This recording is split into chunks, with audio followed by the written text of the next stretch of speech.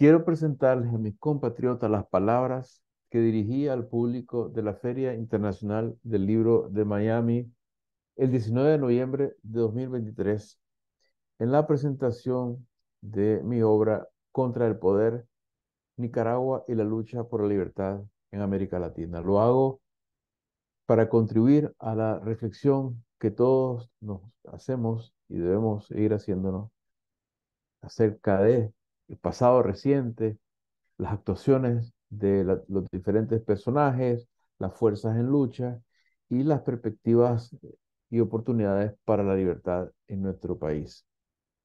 Comienzo así. Vengo a presentar a ustedes Contra el Poder, Nicaragua y la lucha por la libertad en América Latina.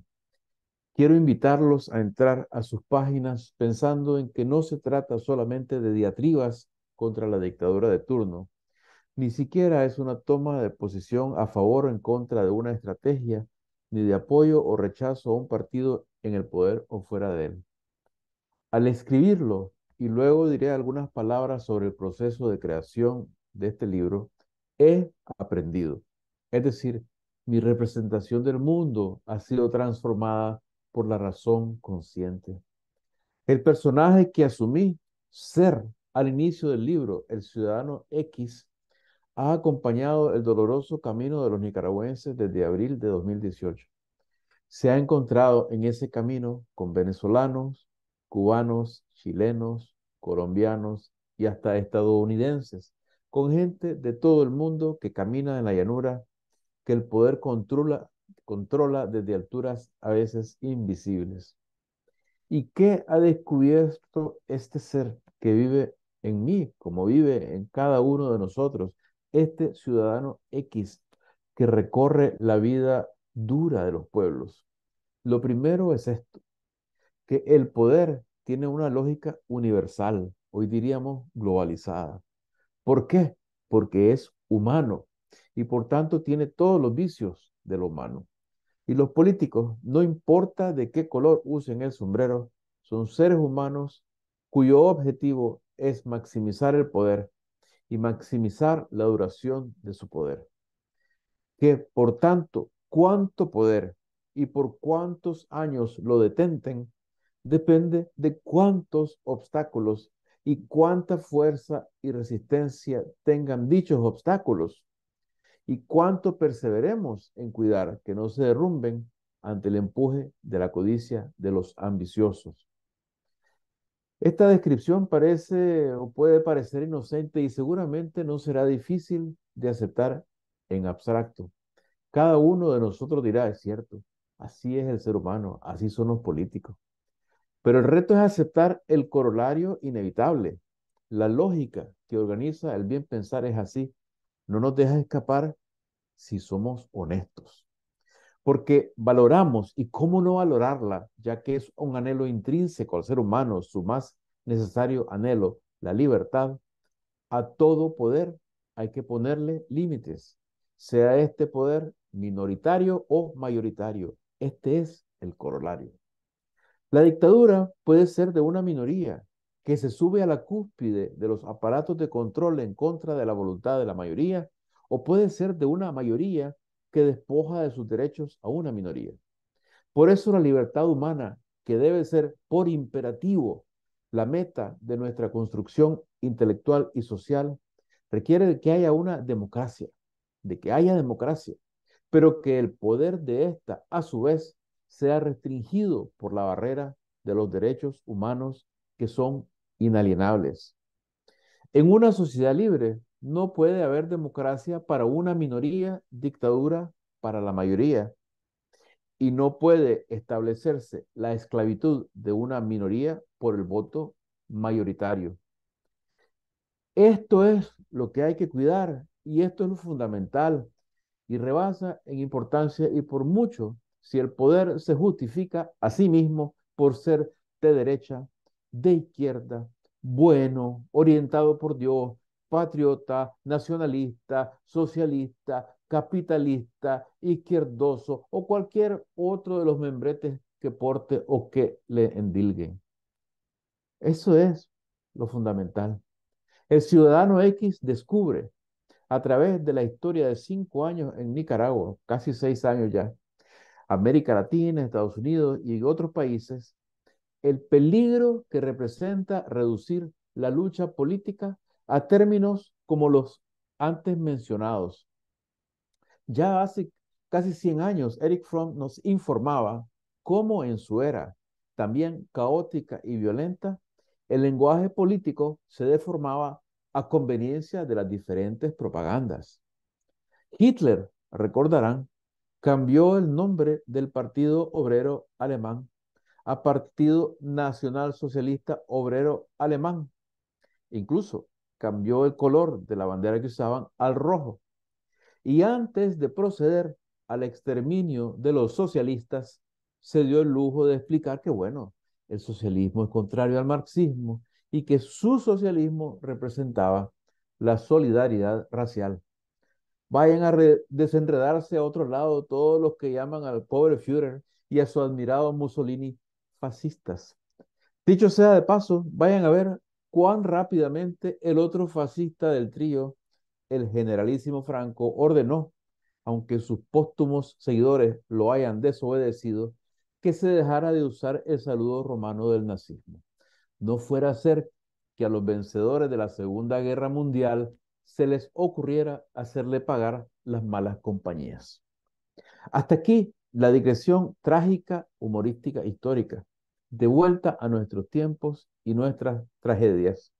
En contra del poder, el ciudadano X descubre y desvela los motivos, los intereses y los personajes que se mueven en la sombra y exhibe a quienes en público los representan. En contra, hay que decirlo, no solo de los intereses de las mayorías, sino de las percepciones de la realidad que llenan las pantallas de las noticias. Estas pantallas, amigos, son tan falsas como la pantalla de Misión Imposible, que engaña a los guardias mientras los audaces héroes hacen su trabajo, presentándoles un pasillo inmóvil y quieto que es nada más que una realidad virtual y nada menos que una falsedad. El ciudadano X aprende entonces que la lucha política es lucha no solo de intereses de clases y clanes, sino de narrativas. El ciudadano X rompe la pantalla, penetra la realidad que ésta esconde e intenta filmarla íntegramente, con la fe de un Quijote en la libertad y la verdad, y la esperanza de que esta vez, por lo menos esta vez, y a partir de esta vez, las malas andanzas de las élites no se olviden, que no se salgan con la suya y dejen escrita una historia incontestada en la cual ellas definen entre buenos, que son ellos, y malos, la dictadura que ellos mismos crearon, alimentaron y de la que se beneficiaron y benefician. Pues más o menos ese es el espíritu del libro. Y la historia, contada en el detalle de los eventos al estilo de literatura de combate, contiene seguramente sorpresas para quienes no han vivido de cerca los acontecimientos de Nicaragua y enseñanzas para otros pueblos, señales de alerta, sugerencias acerca de qué preguntar, qué observar, de qué dudar, para que los derechos humanos de todos avancen, para que la verdad y la libertad avancen. Les cuento un poco de lo que encontrarán en las páginas de Contra el Poder. O mejor, permítanme aclararles qué no van a encontrar. No van a encontrar una separación transparente entre la dictadura de turno, que los medios simplifican incorrectamente como la dictadura de Ortega o la dictadura de Ortega Murillo, y quienes los medios llaman la oposición.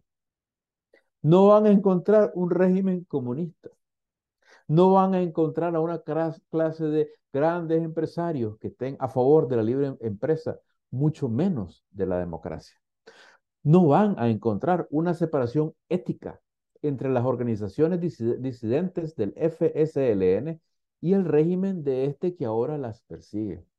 No van a encontrar a una clase intelectual también disidente del FSLN que sea ni éticamente distinta ni políticamente democrática.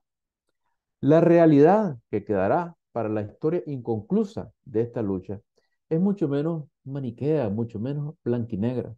mucho más inquietante y compleja. El reto es mucho mayor para quienes queremos democracia y para quienes queremos que la miseria no sea una condena perpetua para los niños que nacen en Nicaragua. Porque aquí doy unas pistas. Lo que encontrará el lector es una realidad en que la esperanza está amenazada y en crisis, atacada por la mentira, por la narrativa falsa que las élites del poder han construido y mantienen. El régimen de la segunda dictadura del FSLN, por ejemplo, más que comunista, es casi un fascismo de manual salido del taller Mussolini, una alianza entre los principales capitales del país, con lo que fue una organización política y devino simplemente en pandilla criminal, y que ha logrado enquistarse en el Estado como soñó el capo colombiano Escobar. ¿Quiénes son esos capitales? Media docena de grupos familiares que controlan por lo menos el equivalente a 2/3 partes del Producto Interno Bruto. Familias que son, de hecho, miembros ya de un solo árbol genealógico, conectado con los herederos postcoloniales, gente de la última generación de burócratas de la colonia española. Ahí están sacasas, lacayos, chamorros y sus exitosos entronques como Pelas y Ortiz Mayorga, por ejemplo. Esta es la gente que en el trecho más cómodo de su alianza con Ortega hizo que un empleado de Carlos Pelas Chamorro, Chano Aguirre Chamorro, fungiera como virtual ministro de Economía. Y gente como Juan Sebastián Chamorro y como su prima Cristiana Chamorro, quien muy alegremente declaró que Daniel Ortega tiene tanto derecho a ser candidato como cualquier nicaragüense. Hoy en día, el señor Aguirre, Juan Sebastián y Cristiana están desterrados, crimen de lesa humanidad en el cual participó el gobierno estadounidense. Esa es otra historia sórdida. Pero no quiere decir que al estar desterrados, sus patrones y parientes no sigan disfrutando de la economía cautiva que Ortega les protege. El único cambio ha sido una afirmación del poder del capo di tutti capi sobre las familias. Nada nuevo en las luchas entre élites en Nicaragua y una brutal represión sobre los pobres, tampoco nada nuevo. La oposición que aparece en los medios internacionales es, de hecho, financiada por intereses aliados al gran capital. Este enormemente poderoso y promiscuo hace lo de siempre, duerme en dos camas. La historia muestra a la familia Pelas muy cómoda en este rol, financiando a ambos lados de los conflictos y guerras. Saben hoy en día que si van a financiar una oposición, entre comillas, tiene que ser una que esté dispuesta a pactar con Ortega, no una beligerante que lo ponga en peligro hoy ante el tirano y mañana sacuda los cimientos del edificio autoritario de la sociedad. Los operadores políticos que se han prestado a estos juegos también han contado con el apoyo millonario, además de político, de los gobiernos de Estados Unidos, que han decidido que la estabilidad para ellos, vale el sacrificio de los derechos humanos de los nicaragüenses, al igual que los derechos humanos de los venezolanos son intercambiables por el suministro de petróleo. Y de la oposición hay que resaltar que los agentes mediáticos son notoriamente cuestionables. No hay prensa independiente dentro de Nicaragua, por supuesto, pero fuera de Nicaragua también hay cerco mediático contra quienes disienten o disentimos a favor de un profundo cambio democrático. Los medios dirigidos por Carlos Fernando Chamorro, hermano de Cristiana y director del diario del FSLN Barricada, durante toda la primera dictadura de este, han recibido por año grandes apoyos financieros de intereses creados. Y me permitirán, porque hay que sacar estas cosas del armario, presentarles el tipo de titulares con que el señor Chamorro embellecía Barricada.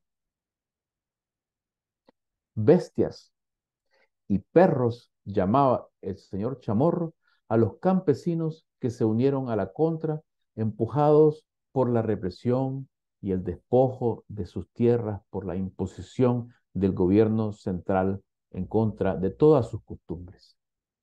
Ni él ni ninguno de sus compañeros han tenido a bien pedir perdón por semejante barbarie.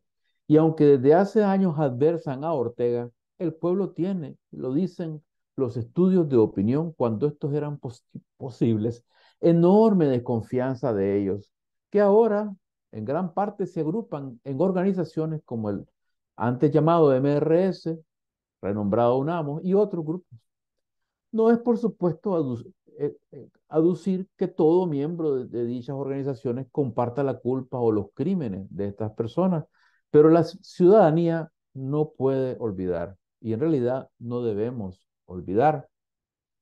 Aunque parezca mentira, estos grupos que antes se jactaban de ser revolucionarios, de izquierda, etcétera, hoy en día se han declarado en alianza con lo que antes llamaban la derecha o los agentes del imperio. ¿Para qué? Bueno, esa historia sórdida está en el libro.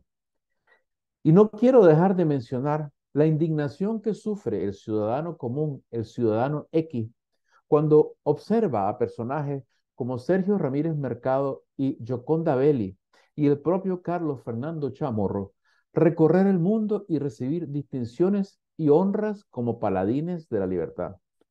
No lo son, nunca lo fueron, más bien fueron y son lo contrario. En el libro también se entenderá esto. El ciudadano X, el ciudadano de nuestras calles y de nuestras comarcas, lo sabe incluso sin leer el libro. Lo ha visto, lo ha vivido y ha padecido para que estos personajes se beneficien y lucren.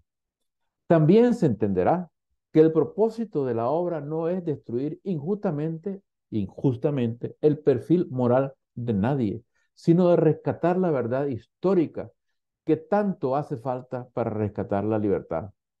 Y para ello no queda más remedio que aclarar el papel jugado por quienes hoy se presentan al mundo como demócratas impolutos, inocentes de toda responsabilidad por lo que ha ocurrido y lo que ocurre, y no satisfechos con las consecuencias de sus actos anteriores, construyen y presentan falsas narrativas de la historia y de la lucha anterior y actual.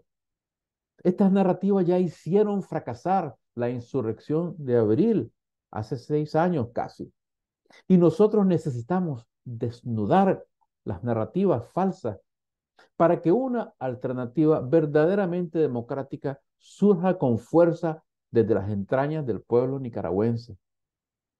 A los luchadores que dentro del territorio se empeñan testarudamente en romper el cerco policial de la tiranía y el cerco narrativo y mediático de los poderes fácticos y sus operadores políticos, he dedicado este esfuerzo. Es mi sueño que los niños del futuro conozcan la verdad, o al menos la verdad que he creído observar y he tratado con honor e integridad contar. He estado y estoy dispuesto a enfrentar a estos poderes que por hoy son más grandes que yo, un simple pero orgulloso ciudadano. Son más grandes por hoy que el ciudadano X. Digo y enfatizo por hoy, porque la verdad que nos hará libres al final triunfará.